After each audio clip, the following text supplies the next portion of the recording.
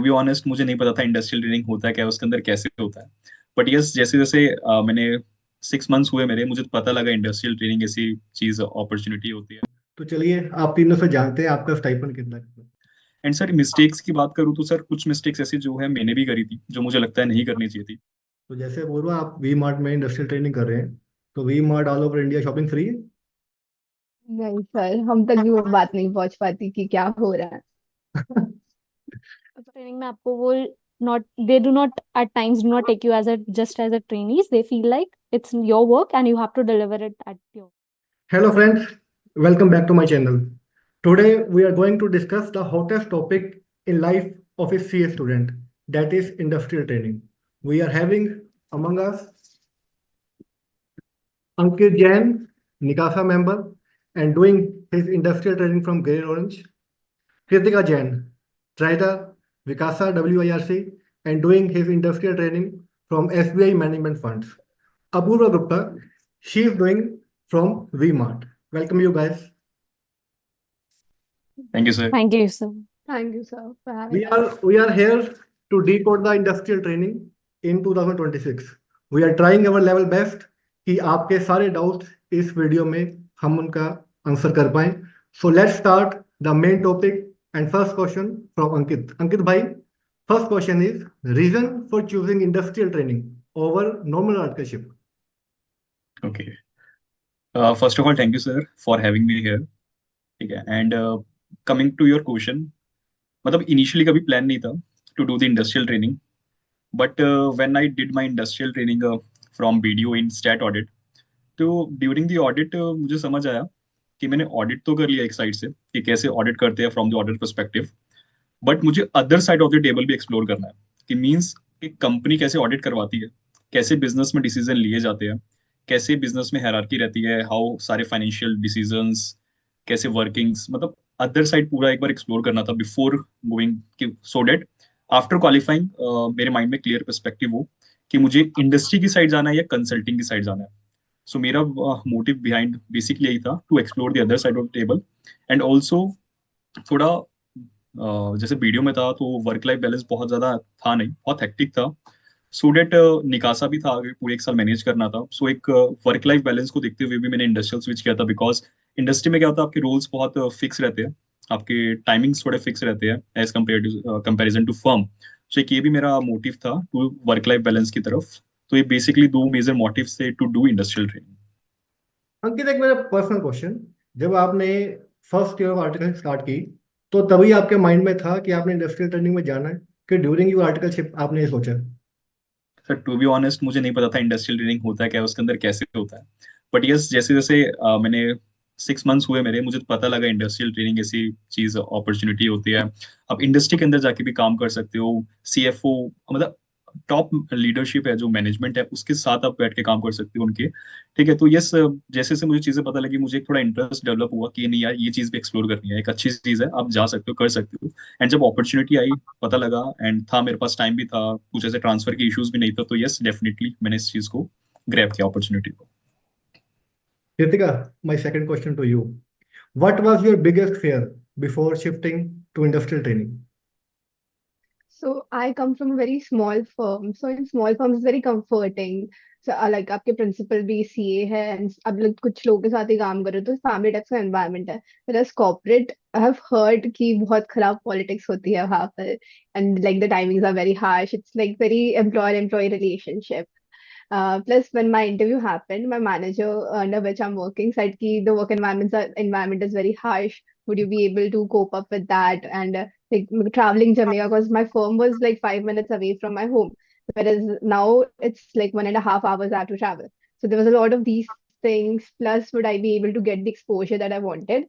But so far, the experience has been amazing. And that was my fear.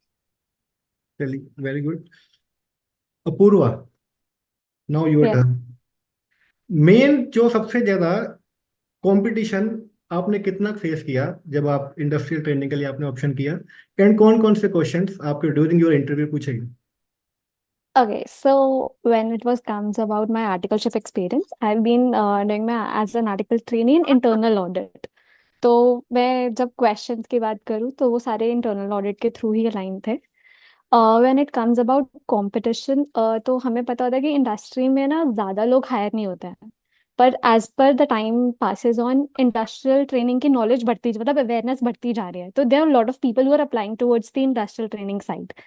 सो इतने सारों में से कोई दो तीन अप्लाई करते, मतलब दो तीन ही चूज हो पाते हैं and with people work on. तो कंपटीशन तो था, काफी टफ था, ऐसा नहीं है कि कंपटीशन नहीं फेस किया। But yeah, what I think that stand out in my case would be basically the in-depth knowledge that I had during my first year of experience, articleship training, because I had the gaps, means basically how well I had done my assignments and how well I've identified the gaps and the controls that I could have made to improve. When it comes about the questions specifically, it was all around my articleship experience, the risk, the basic most important question that is asked is the best observation that we have found out throughout our articleship. And now, since we all know AI is a big topic now, so all the industries are more aligned towards how well I was versed with the AI tools so that I could improve my efficiency in the industry. अब एक question जो students में से सबसे ज्यादा पूछते हैं कि सर हम इंडस्ट्रियल ट्रेनिंग ऑप्ट तो कर लें बट उसमें स्टाइपेंड कितना मिलता है। तो चलिए आप तीनों से जानते हैं आपका स्टाइपेंड कितना कितना, starting from Ankit. Yes sir, तो मेरा यहाँ पे इंडस्ट्रियल ट्रेनिंग में स्टाइपेंड सर 30K है, मतलब 30,000 per month. And what about you Kritika? 25K and per about? month. It's 30K per month. तो मंथली एक्सपेंडिचर करने के बाद कुछ सेविंग होती है कि सारा खर्चा हो जाता सर मंथ स्टार्ट में मंथ एंड चालू हो जाता है। है? नहीं सर, फाइनेंशियली काफी अच्छा है सर। इंडस्ट्रियल ट्रेनिंग जो स्टाइपेंड है फाइनेंशियली काफी सपोर्ट कर देता है। एक क्वेश्चन देखिए, अब अगर अगर हम आज की बात करें तो जब मैंने क्वालिफाई किया 2014 में, तो इतने स्टूडेंट्स इंडस्ट्रियल ट्रेनिंग ऑप्ट नहीं करते थे। बट आज की डेट में हर सेकंड स्टूडेंट्स के मन में यही है कि हम इंडस्ट्रियल ट्रेनिंग जरूर ऑप्ट करें। तो अंकित, आप कुछ बताना चाहेंगे कौन सी मिस्टेक्स स्टूडेंट्स को अवॉइड करनी चाहिए for before applying for industrial training? Okay sir, like sir आपने जैसे पहले कहा कि आपके टाइम पे इतने सर स्टूडेंट्स अप्लाई नहीं करते थे। सर उसका एक मेन रीजन मुझे ऐसा भी लगता है कि उस टाइम पे ना सर एक तो अवेयरनेस नहीं थी, और उस टाइम क्या होता था सर, इंडस्ट्री में ना लीव्स बहुत कम मिलती थी। बिकॉज अगर आप फर्म में करते हो आपको स्टडी लीव ज्यादा मिलती है, और कंपनीज में क्या होता था वो आपको 2-3 मंथ्स का ही स्टडी लीव देते थे। बट अब क्या है, आपकी मैंडेटरी है कि जैसे आपकी आर्टिकलशिप ओवर हुई आपको दोबारा रिज्वाइन नहीं करना, मतलब आफ्टर एग्जाम्स आपको दोबारा पीरियड वहाँ पे नहीं करना है। तो अब क्या है, काफी सारे स्टूडेंट्स उसकी तरफ जा रहे हैं, और स्टाइपेंड काफी अच्छा है इंडस्ट्री में, तो यस फाइनेंशियली भी सपोर्ट करता है एंड लीव्स का भी है, तो अब काफी स्टूडेंट में अवेयरनेस हो गई है, इसलिए भी उस तरफ जा रहे हैं। एंड सर मिस्टेक्स की बात करूँ तो सर कुछ मिस्टेक्स ऐसी जो है मैंने भी करी थी, जो मुझे लगता है नहीं करनी चाहिए थी। सबसे बिगेस्ट मिस्टेक सर क्या थी, मतलब जो इंडस्ट्री की प्रोफाइल है ना, जिस प्रोफाइल के लिए वो आपको हायर कर रहे हैं, उसकी विदाउट नॉलेज आप उसमें अप्लाई कर रहे हो। फॉर एग्जाम्पल, एफएनए की फील्ड में सर मैंने अप्लाई किया, बट मुझे एक्चुअली नॉलेज नहीं थी कि एफएनए की फील्ड में क्या डिमांड होती है, क्या चीजें करते हैं। तो जब उन्होंने मुझे इनिशियली क्वेश्चन पूछे बिफोर इंटरव्यू, तो मैं उनका आंसर नहीं कर पाया जो उनकी एक्सपेक्टेशन थी। तो सर ये चीज होती है कि आप पहले जो भी प्रोफाइल के लिए आप कर रहे हो उसको अच्छे से पढ़ो कि इस प्रोफाइल में क्या डिमांड है, क्या क्या चीजें वो एक्सपेक्ट कर रहे हैं आपसे, उसके अकॉर्डिंग एक तो आंसर दो। एंड सेकंड चीज सर, जो रेज्यूमे बिल्डिंग होती है ना, आपने जो आर्टिकलशिप में करा है उसको अच्छे से डिफाइन करो अपने रेज्यूमे में। फॉर एग्जांपल, जो आपका आर्टिकलशिप 1 ईयर का है उसमें जितना भी आपका वर्क एक्सपीरियंस है, जिस क्लाइंट्स के ऊपर करा है, क्या क्या चीजें आपने करी है, फॉर एग्जाम्पल आपने कारो रिपोर्ट बनाई है, आपने फिजिकल वेरिफिकेशन करे, तो आपने जो जो चीजें करी है उस चीजों को मेंशन करो। ठीक है, ये सर 2-3 चीजें हैं जो मुझे लगता है स्टूडेंट्स को बिफोर अप्लाइंग चीजें माइंड में रखनी चाहिए। Kritika, for choosing industrial training, reference या नेटवर्किंग कितना रोल प्ले करती है? I think Apurva and Ankit have covered some part of it कि इंडस्ट्रियल ट्रेनिंग में वैकेंसीज बहुत कम होती है, एंड ऑल्सो लाइक आपको रोल स्पेसिफिक इतना पता नहीं होता है। Generally, if you have a reference, it can help put your CV on the table कि आपको interview मिले. Because like in my case, since I came from a small firm, and since corporates की requirement रहती है कि जो top of the cream of the crop है उनको ले लेने का है. So even though I had knowledge in valuations, I had CFA L1, but मेरा CV table तक ही नहीं पहुंच रहा था कि I would crack an interview and I can showcase my knowledge. So reference helps you in that aspect, but even without reference, if your CV is strong plus you have the clarity of the concept, you are confident and you're proactive, then it's pretty easy to get industrial. Purva, students में से सबसे ज़्यादा question जो पूछते हैं कि sir industrial training तो हम ऑप्ट कर लें, बट इंडस्ट्रियल ट्रेनिंग में हमसे काम, मेजोरिटी ऑफ काम कौन सा करवाते हैं? तो आप अपने एक्सपीरियंस से हमें बताएं कि एट प्रेजेंट आप इंडस्ट्रियल ट्रेनिंग में मेजोरिटी कौन सा काम, कौन से रोल प्ले कर रहे हैं? ओके, सो थोड़ा सा रेपिटेटिव वर्क तो होता है इंडस्ट्री में। if I tell you, लोगों को लगता है कि इंडस्ट्री में जा रहे हैं तो बहुत ही रेपिटेटिव है। बट कहीं ना कहीं मुझे लगता है कि आर्टिकलशिप में भी यही होता है। फर्स्ट ईयर आप सेम अलग अलग क्लाइंट्स करते हो, नेक्स्ट ईयर आप जाते हो तो आपको शायद रेपिटेटिव क्लाइंट्स भी मिल जाता है। तो इससे बेटर है कि अगर मेरे को बहुत ही डिफरेंस मिला था आर्टिकलशिप और इंडस्ट्रियल में शिफ्ट होने में।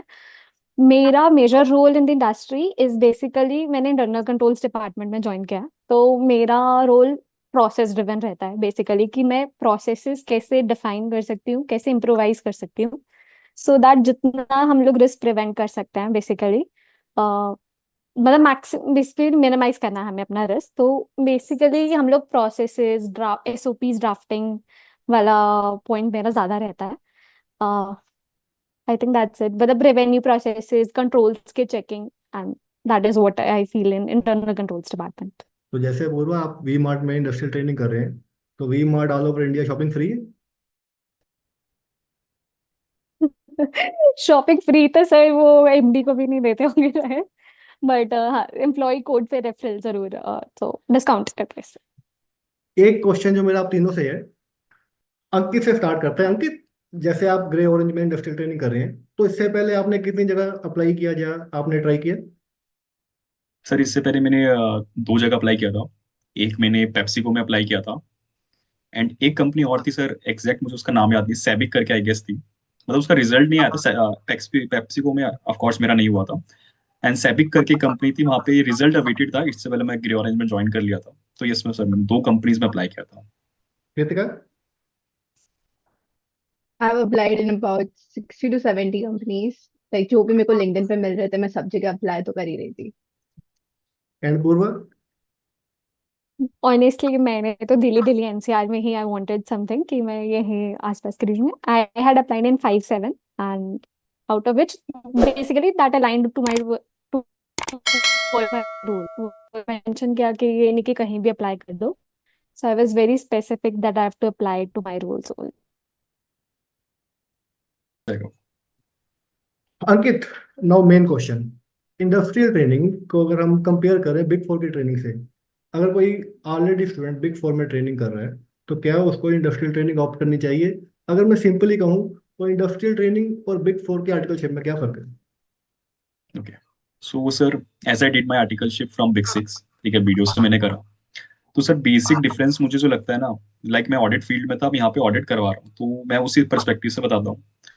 जब हम बिग फोर या बिग सिक्स से करते हैं तो हमारा मेन फोकस क्या रहता है कंपनी के ऊपर, हम ऑडिटर पर्सपेक्टिव से सोचते हैं। हम कंप्लाइंस चेक करते हैं कि कंपनी ने कंप्लाइंस किया नहीं किया। हम उसके पीवीज वेरीफाई करते हैं, डॉक्यूमेंट्स चेक करते हैं। बट जब इंडस्ट्री में होता है ना सर, तो आपका काम सिर्फ वेरीफाई या रिव्यू करने का नहीं होता, आपका कंप्लाइंस करने का भी होता है। फॉर एग्जाम्पल, अब जब हम स्टडी करते हैं तो सर इंडियस पढ़ते हैं, ईएस पढ़ते हैं, तो हम क्या करते हैं कंपनी के अंदर ना एक्चुअली अप्लाई करते हैं चीजों को। जैसे रेवेन्यू का इंडियस 115 है, तो हम एक्चुअली अप्लाई करते हैं कि उसके अकॉर्डिंग किस अकॉर्डिंग रेवेन्यू रिकॉग्नाइज होना चाहिए। बट जब हम इंडस्ट्री के अंदर, मतलब सॉरी फर्म के अंदर होते हैं, तो हम जब चेक करते हैं कि इन्होंने कंप्लाइंस किया नहीं किया। तो बेसिक डिफरेंस ये रहता है, जब आप फर्म के अंदर हो तो आप कंप्लाइंस चेक कर रहे हो, और जब कंपनी के अंदर हो तो कंप्लाइंस को कंप्लाई कर रहे हो, मतलब उस इंडियस या ईएस अकाउंटिंग स्टैंडर्ड को आप प्रैक्टिकली यूज कर रहे हो। तो सर बेसिकली एक लाइन में अगर मैं डिफाइन करूँ, तो फर्म के अंदर क्या होता है, आपका प्रोफेशनल स्पेक्टिज्म आपका डेवलप होता है। बट जब आप कंपनी के अंदर हो तो आपकी जो प्रैक्टिकल नॉलेज है, प्रैक्टिकल एप्लीकेशन है, वो आपकी डेवलप होती है, वो आपकी बिल्ड होती है। तो अंकित, जो स्टूडेंट्स ऑलरेडी आर्टिकलशिप अपने बिग फोर में कर रहे हैं, उनको इंडस्ट्रियल ट्रेनिंग करनी चाहिए? सर मेरे पर्सपेक्टिव इसमें ये है, अगर आपको ऑलरेडी बहुत अच्छा गुड एक्सपोजर मिल रहा है और आपको लगता है कि और स्कोप है लर्निंग का भी, तो सर उसमें स्विच नहीं करना चाहिए मेरे अकॉर्डिंग आपको। वही क्योंकि सर 2 इयर्स के आर्टिकलशिप अपने आप में बहुत मिनिमम पीरियड है। 2 इयर्स में आप इतना कुछ नहीं सीख सकते, ये सीखने के लिए सर पूरा उम्र भी लग जाती है। बट यस, अगर आपको बहुत अच्छा एक्सपोजर मिल रहा है और आपको लगता है कि स्कोप है और सीखने का, तो यस डेफिनेटली आप उसी में कंटिन्यू करो। लेकिन आपको लग रहा है कि यार मेरा हो गया है, मुझे इतना एक स्पेसिफिक नॉलेज मिल गई है, पता चल गया कैसे चीजें होती है, मुझे कुछ और भी एक्सप्लोर करना है, तो यस आप शिफ्ट कर सकते हो। अब प्रैक्टिकल बात तो कर ली। अब अपूर्वा से एक चीज हम जानते हैं, सीए फाइनल के पेपर्स आने वाले हैं। तो अपूर्वा, इंडस्ट्रियल ट्रेनिंग करते हुए स्टडी के लिए कितना टाइम निकलता है? ओके, सो ऑनेस्टली मैं 2-3 घंटे ऑन वीकडेज निकाल लेती हूँ, and weekdays are and weekends तो obviously is a power pack I could say. Mostly मेरे एक OC faculty I remember one said me कि ऑफिस घर के पास नहीं जा सकता, पर घर ऑफिस के पास आ सकता है। So since I am from Ambala and I'm currently doing my industrial training in Gurgaon, so I stayed in a PG staying as a paying guest तो है।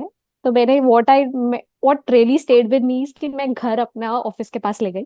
So my travel time was reduced, and that's how I could figure out more of my actually give more of my time to my studies।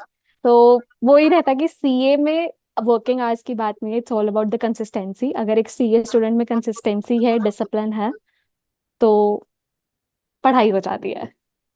तो अगर आपसे अपूर्वा पूछें आपके normal working hours क्या है? 9 hours। Okay. And Ankit, what about you? Sir generally 8 hours के around रहते हैं, बट मेरा हाइब्रिड है। अगर वर्क फ्रॉम पे होता है तो सर एक्सटेंड होते हैं ऑफ कोर्स, तो उसमें सर 9 to 10 आवर्स भी हो जाते हैं। रितिका, आप नॉर्मल जब वर्किंग कर रहे हैं तो ऐसा एक्सपोजर आपको मिलता है कि आप सीनियर मैनेजमेंट सीएफओ लेवल से मिल पा रहे हैं कि नहीं? I mean, in your regular work in companies, at least in SBI funds management, you didn't get exposure to senior management because हम लोग को एज एन इंटर्न ही ट्रीट करते हैं, and there is a lot of classified information जिसकी बात अगर होती है तो वो हम तक नहीं पहुंचती है, because I specifically work in fixed income. तो वो बहुत सारी अनलिस्टेड कंपनीज होती है जिसकी इंफॉर्मेशन बाहर मार्केट में नहीं आ सकती है। But if you are proactive, आप अगर सामने से जाके उनको पूछो कुछ भी, या if you are curious about something, then they are very free and they talk to you. Because मेरे like 15 days into working into SBI, I approached directly to the CFO of the equities department कि उनको बोला, sir, I watched one of your podcasts, that was really fun, can I ask you a few questions? Then मैंने उनको बोला, sir, हम लोग like since I'm also part of Akasa, तो फिर उनको बोला, sir, would you be able to come to one of the sessions that we are conducting? So yeah, if you're proactive, then it's pretty easy to go and talk to them and ask any questions you have. तो कृतिका, जैसे कि आप SBI management funds में training कर रहे हैं, तो भी हमें दो तीन स्टॉक टिप्स तो बताएं। निफ्टी की फिलहाल वैसे ही बहुत खराब चल रही है। नहीं सर, हम तक भी वो बात नहीं पहुंच पाती कि क्या हो रहा है। पर चलिए अब या एक इट्स फन, हम लोग अपने मैनेजर्स को पूछते कि सर कहाँ करना चाहिए, आप बताओ, तो वो हमें ऐसे बोलते कि नहीं, ये भी दोनों, लाइक मैंने उनको पूछा सर वो ईटीएफ में करना चाहिए कि नहीं करना चाहिए एसबीआई के। सो वो भी हम लोग ऐसा बैलेंस आंसर देते कि अभी मार्केट थोड़ा ऐसा चल रहा है, ये चल रहा है, आपकी मर्जी, आप स्टडी करके करो। तो हम ऐसा करते हैं ना, जो भी हमारे व्यूअर्स आके फर्स्ट 10 कमेंट्स करेंगे तो उसको कृतिका अपनी तरफ से एक इंटरनल रिपोर्ट देगी एसबीआई की, ठीक है? फिर पता चला मेरे को कल 109 फाइल करना पड़ रहा है। अब एक क्वेश्चन मैं आप तीनों से पूछूंगा। एक क्वालिटी, अगर आपको, वैसे तो इंडस्ट्रियल ट्रेनिंग में आपने बहुत कुछ सीखा होगा, बट एक टॉप मोस्ट क्वालिटी आपको एक्सप्लेन करनी हो जो आपने इंडस्ट्रियल ट्रेनिंग से सीखी है। अपूर्व, आपसे स्टार्ट करते हैं। Okay, so difficult to choose, but हाँ, एक top quality I would say would be accountability. मतलब इन आर्टिकलशिप में we work in a team where it is basically the team leads initiates everything, and team leads के पास वो authority, वो responsibility रहती है। बट इन इंडस्ट्रियल ट्रेनिंग आपके काम सीधा अकाउंटेबल भी है, you are responsible for it, and that actually is making a decision at the higher level. तो मेरे हिसाब से एनीबडी हु इज इनफ कि you can take that initiative and have that responsibility वाली चीज अपने अंदर की, I held responsible for this. So that is what I have learn the most aware in the industry. Ankit भाई, आपकी? Sir मेरा तो ये रहता है कि सर टाइम मैनेजमेंट सबसे इम्पोर्टेंट है, क्योंकि पूरी जो इंडस्ट्री है सर एक टाइमलाइन पे डिपेंड करती है कि इस टाइमलाइन तक आपको ये काम करना ही करना है। फॉर एग्जांपल इस टाइमलाइन के आपका रिव्यू है टॉप मैनेजमेंट के साथ, सीएफओ के साथ, सो आपको डेडलाइन का बहुत प्रेशर रहता है कंपनीज के अंदर कि हर क्या होता है, हर मंथ क्लोज के बाद आपकी first week of the month आपको पूरा मंथ एंड क्लोज करना होता है। मतलब पूरे पिछले मंथ में जितनी भी वर्किंग हुई है आपको क्लोज करनी होती है, सो एक डेडलाइन का प्रेशर रहता है। तो उसमें हम एक चीज सीखते हैं कि सर कैसे टाइम को मैनेज करना है, बिकॉज वी आर इंटर्न्स, हमें अपनी स्टडी भी देखनी है, हमें उस प्रेशर को भी हैंडल करना है। तो yes, for me time management एक स्किल है जो हम सर अभी भी वर्क कर रहे हैं उस पर। Kritika? I think Apurva and Ankit covered most of it. But yeah, you're not assisting anymore. You're contributing actively to the organization, and everything that you do goes into the meetings. So you cannot afford to have mistakes in it.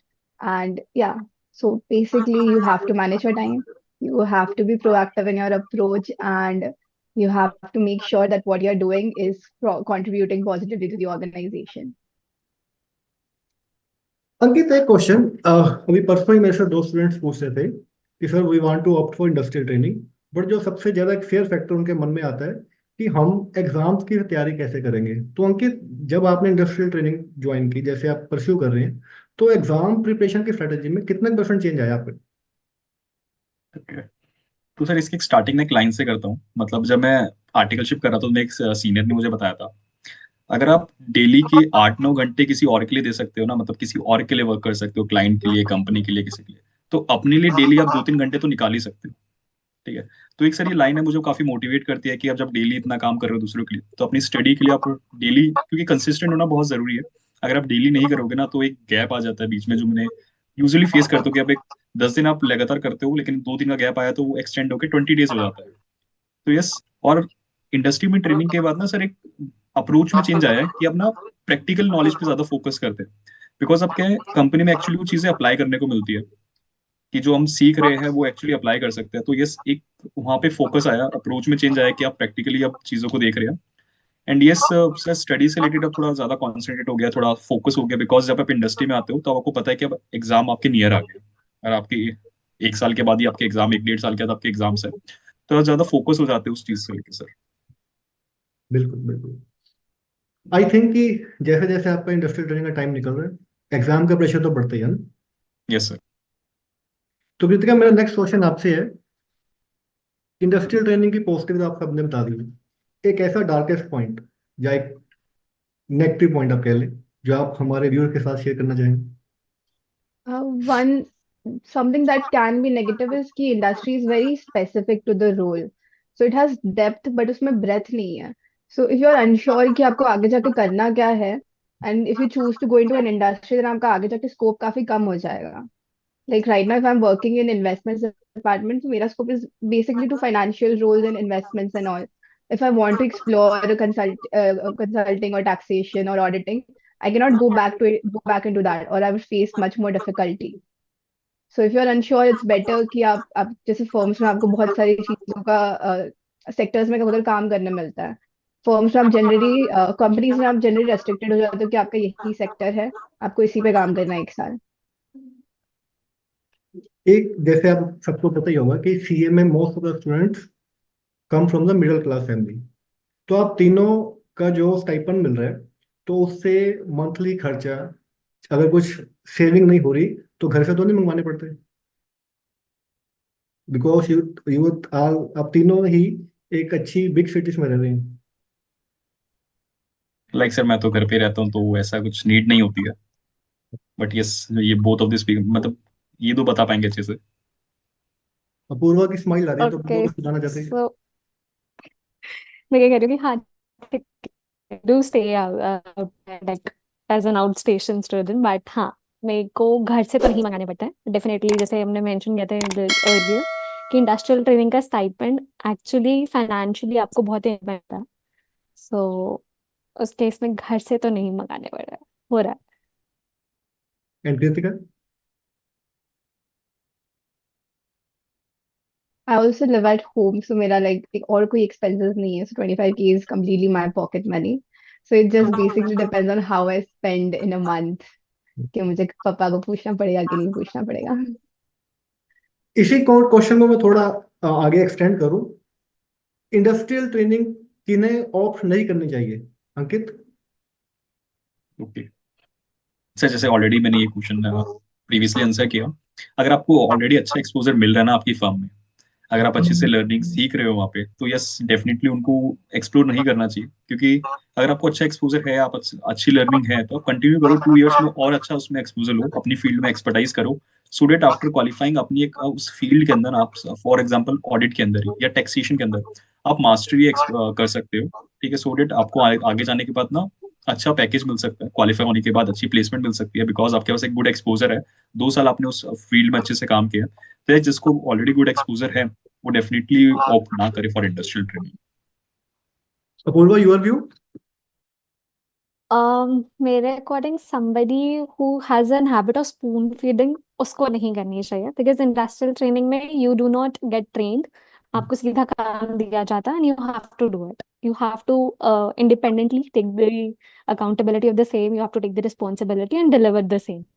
Whereas in articleship you initially go through कि हाँ हम articles हैं, अभी तो हम सीख रहे हैं and this is all just a learning phase. But whereas industrial training में आपको वो not, they do not at times do not take you as a just as a trainees, they feel like it's your work and you have to deliver it at your best. And Kritika? या as I mention कि आपका depth मिलेगा but आपको breath नहीं मिलेगा, so your exposure would get very limited and if you are unclear about what you want then it's better that you stick with a firm, and if you are clear कि आपको यही करना है then you can opt for industrial training. एक industrial training start करने के लिए सबसे जरूरी क्लोज है इंस्टीट्यूट की अपने एम्प्लॉयर से एनओसी लेना, अपने प्रिंसिपल से। तो एनओसी लेने में तीनों में से किसको दिक्कत आई? लाइक सर मैं तो बिग सिक्स से था, तो इतना इशू नहीं होता, यहाँ पे ट्रांसफर इजीली मिल जाता है, तो यहाँ तो कुछ इशू नहीं था। आई थिंक टॉप 20 फर्म्स में भी ऐसा कोई इशू नहीं है। दे इन केस आपने उन्हें पहले से प्री हैंड इन्फॉर्म कर रखा है and then you even in fact show them the offer letter भी है, so they allow that. I was very clear from the start कि मेरे को इंडस्ट्रियल ट्रेनिंग करना है when I joined the firm, so there was not any issue as such. एक मेरा question specifically Ankit and Kritika से है। जैसे आप बोथ निकासा एंड विकासा में पार्टिसिपेट कर रहे हैं, उसके साथ इंडस्ट्रियल ट्रेनिंग जिसके अभी आपने टाइमिंग बताए 8 से 9 घंटे, तो इन दोनों को आप कैसे मैनेज कर पा रहे हैं अंकित? सर फनी बात तो कैसा है कि ऐसे अंकित डेज भी। अंकित अंकित कभी ऐसा हुआ है कि आपको नीतीश जी का फोन आया हो कि भाई निकासा का काम करना है, एंड यू सेड कि सर मेरे को तो वहां से परमिशन नहीं मिलेगी? सर जनरली तो ऐसा नहीं हुआ, क्योंकि थोड़ा सा लिवरेज है मेरे पास कि मेरा वर्क फ्रॉम भी रहता है एंड ऑफिस भी रहता है, हाइब्रिड मोड है। बट इन्हीं कुछ डेज ऐसे भी होते हैं सर, लैपटॉप ऑफिस का काम चल रहा है, साथ में फोन भी चल रहा है जिसपे निकासा का वर्क चल रहा है, कॉल्स भी चल रहे हैं। तो सर ऐसे बहुत बार हुआ है, हम आईटी ऑफिस में बैठे हैं, वहाँ पे निकासा का भी काम कर रहे हैं, वहाँ पे ऑफिस की टाइमिंग्स भी कॉल्स हो रही है, तो ऑफिस के अटेंड कर रहे हैं, 5 मिनट मिल रहे हैं, 10 मिनट मिल रहे हैं, तो निकासा के हैंडल्स कर रहे हैं। तो ऐसा जैसे कॉन्फ्रेंस के टाइम या मेजर इवेंट्स के टाइम बहुत होता है।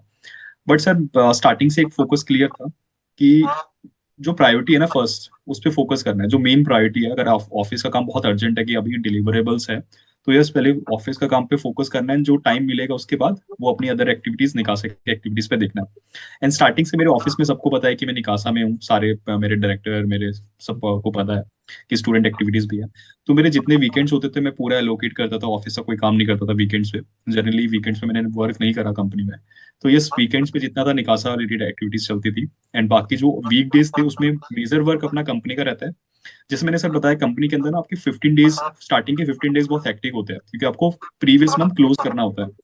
उसके बाद थोड़े जो डेज होते हैं वो थोड़े रिलैक्सिंग पीरियड हो सकते हैं, उसमें वर्क कम होता है, तो यस उन पीरियड्स को ज्यादा यूटिलाइज कर देते हैं for the activities. And mostly sir हमारे जितने भी इवेंट्स हुए ना मेन मेन, वो सारे सेकंड हाफ में हुए हैं मंथ के, सो डेट थोड़ा एक अच्छा पार्ट मिल गया कि इंटरनेशनल कॉन्फ्रेंस भी तो सेकंड वीक में थी, तो वहां पे कुछ एक्टिविटीज मिल गई। बट स्टार्टिंग से फोकस क्लियर था कि दोनों चीजों को मैनेज करके चलना है, जो प्रायोरिटी रहेगी उस पर फोकस करना है। And you Kritika? So my stroke of luck was कि SBI की बिल्डिंग एंड इंस्टीट्यूट की building is right next to each other.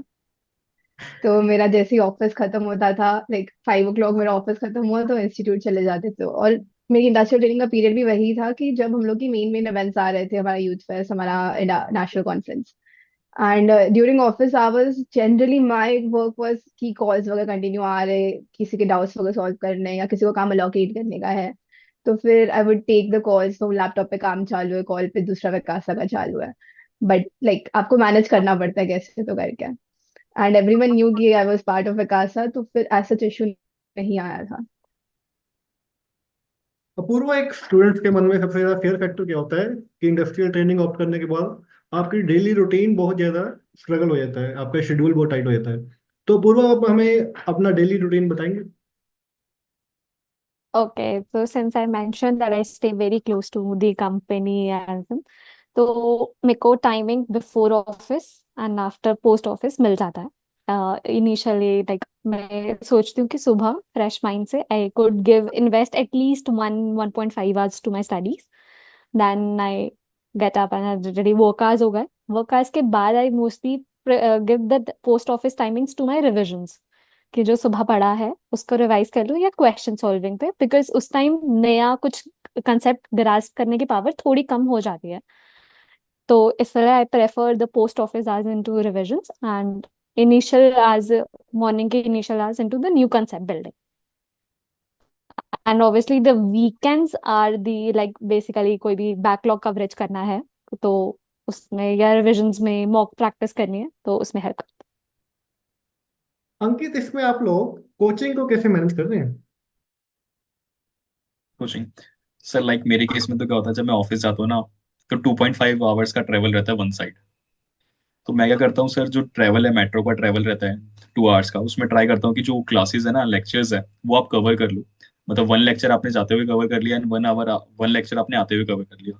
तो ऐसे करके सर आपके लेक्चर कवर हो जाते हैं एंड आके घर पे आके फिर आप उन लेक्चर्स को बुक से रीड कर लो, रिवाइज कर लो, सो डेट आपका टाइम एक जो है ना, टाइम यूटिलाइज हो जाए, एक तो टाइम वेस्ट ना हो उसका। एंड बाकी जैसे मैंने बताया सर, आपको डेली करना पड़ेगा। अगर आप नहीं करेंगे ना, वो एक हैबिट नहीं डेवलप हो पाएगी। एंड बाकी जब आपका स्टडी लीव्स आती है ना, वहाँ पे इम्पैक्ट करता है। मेजरली स्टूडेंट्स क्या होते हैं, स्टडी लीव्स के अंदर लेक्चर्स कंप्लीट कर रहे होते हैं, और हमें क्या करना चाहिए, उन स्टडी लीव्स में रिवीजन करनी चाहिए। तो एक ये डिफरेंस है सर। तो लेक्चर्स सर, कोचिंग क्लासेस है, आप तो मेजरली सर ऑनलाइन क्लासेस होती है, सारी फिजिकल क्लासेस होती नहीं है। तो सबके लिए एडवांटेज है कि आप जहाँ जहाँ पे भी है, वर्क फ्रॉम मोड पे है, ऑफिस है, तो आप वाइल ट्रैवलिंग टू ऑफिस आप लेक्चर्स ले सकते हो। घर पे हो तो किसी टाइम, मतलब कन्वीनियंट है बहुत ज्यादा ऑनलाइन लेक्चर्स, आप किसी टाइम भी क्लासेस ले सकते हो। कृतिका, जब ऐसा भी होता है कि जैसे आपकी कोई क्लोजिंग चल रही है या आपकी मंथ या क्वार्टरली क्लोजिंग है, तो उसमें आपके वर्किंग आवर्स 10 to 12 आवर तक शिफ्ट किए हों? नो, मेरे इसमें जितना है आपको उतना ही काम रहता है। And plus I don't have that strict कि अभी सीजन का टाइम है। थ्रू आउट द ईयर आपके कोई कंपनी आई है, आपको आईपीओ में उनके इन्वेस्ट करना है वगैरह, या फिर उनको, सो that is what my work is. तो जनरली इतना हार्श है नहीं, अभी तक मैंने ओवर टाइम किया नहीं है। अगर हमें, जैसे we are doing this specially for the industrial training, अगर एक एडवाइस स्टूडेंट्स को देनी हो जो इस टाइम कंफ्यूज चल रहे हैं कि आर्टिकलशिप के बाद इंडस्ट्रियल ट्रेनिंग ऑप्ट करें कि ना करें, तो उनको आप क्या सजेस्ट करेंगे पूर्व? Okay, so according to me, articleship हो चाहे industrial training हो, it is not just a phase. Basically, हमारी प्रोफेशनल आइडेंटिटी बिल्ट हो रही है। तो मेक श्योर कि जो भी हम कर रहे हैं, बेसिकली हम हर कोई ट्राई करता है। So always put your best front foot forward actually. And when it comes about कि किस को कोई भी काम करें, बस इन डेप्थ अंडरस्टैंडिंग होनी चाहिए उसकी। चाहे आप उसे आर्टिकलशिप के किसी असाइनमेंट में कर रहे हैं, चाहे आप उसे इंडस्ट्रियल ट्रेनिंग में किसी असाइनमेंट के एक्सपोजर ले रहे हैं, बस processes, systems and everything way you work, उसकी इन डेप्थ नॉलेज होनी चाहिए। मतलब आई थिंक कॉन्फिडेंस आता है उससे, और confidence is what it brings titles. Titles आते रहेंगे all the way, but confidence अगर होगा तो you will be able to ace it. Kritika, your view? Uh, I just have like one line to those students is ki if you're not clear where you want to be in 5 years, then it's not for you. So I like if you're clear where you want to be in 5 years, opt for industrial training, and if you're not, then go to your firm and get as much knowledge, as much exposure you can to different fields. Ankit भाई? Sir as Kritika said कि आपका 5 year का गोल क्या है, वैसे ही sir अगर आप ना इन बिजनेस को फ्रॉम द इनसाइड समझना चाहते हो कि फ्रॉम द बिजनेस के अंदर कैसे चीजें एक्चुअली वर्क करती है, ठीक है, नहीं कि सिर्फ पीयर प्रेशर है कि मेरा दोस्त अगर इंडस्ट्रियल जा रहा है तो यस मैं भी जाता हूँ, ये चीज नहीं। अगर आप बिजनेस को लिटरली इंटरनली समझना चाहते हो तो yes definitely go for industrial training, because आपको चीजें जाके ना मतलब स्क्रैच से समझ आती है कि चीजें एक्चुअली प्रोसेस वर्क कैसे करता है। जैसे एसओपी की बीच में बात करी थी, तो एक्चुअली हमें पता लगता है कि कैसे इंडस्ट्री में from the scratch to end तक कैसे चीजें वर्क करती है। अगर आपको अच्छी बिल्कुल सीखना है from the scratch from initially से, तो यस आप डेफिनेटली इंडस्ट्रियल ट्रेनिंग में जाओ। ये लास्ट एक रैपिड फायर क्वेश्चन, अगर आपको सेम कंपनी से जहां आप इंडस्ट्रियल ट्रेनिंग कर रहे हैं अगर जॉब का ऑफर आए तो क्या आप एक्सेप्ट करेंगे अंकित? सर डिपेंड करेगा, यस। अगर और better option sir, definitely sir उन बेटर ऑप्शन की तरफ जाऊंगा, बट अगर मेरे पास कोई और ऑप्शन नहीं है, यही ऑप्शन है, तो yes sir I will go. Apoorva, answer ये सोच के देना कि हो सकता है आपके एम्प्लॉयर भी ये वीडियो देख रहे हैं।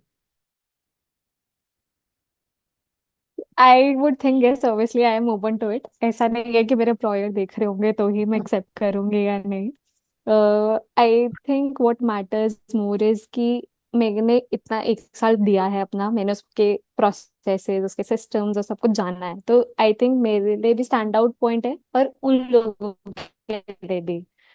तो I would definitely be open to such an opportunity जहां मैं वैल्यू ऐड कर सकूं। And Kritika, you? Definitely, it would depend on the role and other options that I have, but SBI would take a priority if I'm getting offered from them. Ankit, I think कोई question मैंने miss या कुछ किया हो, कुछ cover करना हो, वरना इसको मैं सारे हो सारे हो गए सर कवर। कृतिका, कुछ मिस किया हो हम लोगों ने? I believe mostly cover हो गए, but if you are going in for the interview, you have to present yourself because आप वो कंपनी को represent करोगे, तो फिर वो आपका confidence, आपका dressing and your technical knowledge, ये तीनों चीजें बहुत अच्छे से जांचते हैं, परखता है. So you have to be very confident in that aspect. आपकी बॉडी लैंग्वेज एंड प्रोफेशनल चीज ना बहुत मैटर करती है सर कॉर्पोरेट में, क्योंकि ये चीजें बहुत नोटिस होती है, क्योंकि आप अपर बिग टॉप मैनेजमेंट के साथ डील करते हो, वहाँ पे आपकी ड्रेसिंग सेंस, आपकी प्रोफेशनल लैंग्वेज, आपकी बॉडी लैंग्वेज, ये सारी चीजें बहुत मैटर करती है। अपूर्वा, कोई चीज हमने जो मिस की हो आप व्यूअर से शेयर करना चाहें? Miss तो नहीं, obviously we have covered every aspect of the industrial training, the pros, the cons. I would also just a suggestion कि everybody who's going on to industrial training, make sure you apply to the role you are aligned with. Do not apply anywhere because industry एक बार join कर ली फिर उसके बाद there's no going to the back side. तो आप obviously apply उसी roles पे कीजिए जिस पे आप actually करना चाहते हैं आगे काम। Thank you all, thank you so much for giving us your valuable time. I hope viewers के, स्टूडेंट्स के हमने सारे क्वेश्चन आंसर्स को सॉल्व कर दिया हो। फिर भी कुछ आपके डाउट्स, कुछ क्वेरीज रह गई हो तो आप कमेंट सेक्शन में डाल सकते हैं। आई ट्राई कि वैसे तो हमारे तीनों स्पीकर बहुत बिजी हैं, इनसे टाइम लेके आपकी क्वेरीज को हम जल्दी सॉल्व कर देंगे। Thank you so much for watching this. Thank you everyone. Thank you so much Thank you sir so Thank you for so giving the for the opportunity. opportunity. Thank you guys, thank thank you. You sir, thank you.